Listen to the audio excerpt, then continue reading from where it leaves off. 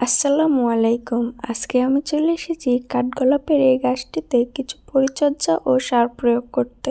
ফেব্রুয়ারি মাসে কাঠগোলাপ গাছের নতুন কুঁড়ি গজানোর সময়, তাই এই সময় সঠিক পরিচর্যা ও সার প্রয়োগ গাছের বৃদ্ধি ও ফুল ফোটাতে সাহায্য করে। চলুন তাহলে শুরু করা যাক।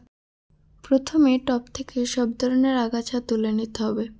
আমি জেব্রিনার 2টি কাটিং বসিয়েছিলাম, এগুলো তুলে নিচ্ছি। সাইডে আছে কয়েকটা গাজর গাছ, এগুলো আমি তুলবো না, এখানে রেখে দিব। তারপর টবের উপরের মাটিগুলোকে ভালোভাবে খুঁড়ে তুলে নিব।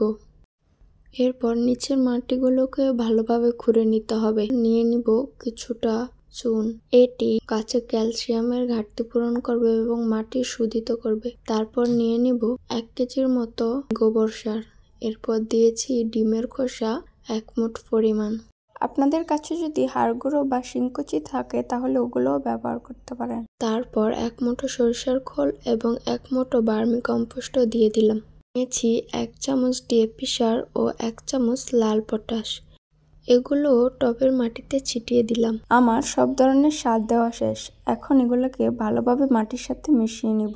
আমি গোবর সার ও মাটির দলাগুলোকে ভালোভাবে ভেঙে জুড়জুড়ে করে দিচ্ছি।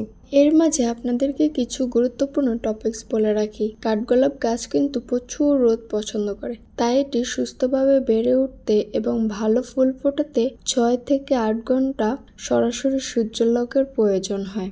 এ সময়ে কিভাবে একটি কাঠগোলাপ গাছ রিপোর্ট করবেন এবং কি যত্ন নেবেন সে সম্পর্কে একটি ভিডিও আমার চ্যানেলে দেওয়া আছে। ভিডিওটির লিংক আমি ডিসক্রিপশনে দিয়ে রাখবো। এরপর প্রথমেই তুলে রাখা মাটিগুলো দিয়ে টবে পানি দিয়ে দিব। গাছটিকে এমন জায়গায় রাখবো যেখানে দিনে 6 থেকে 7 ঘন্টা সরাসরি সূর্যালোক পায়।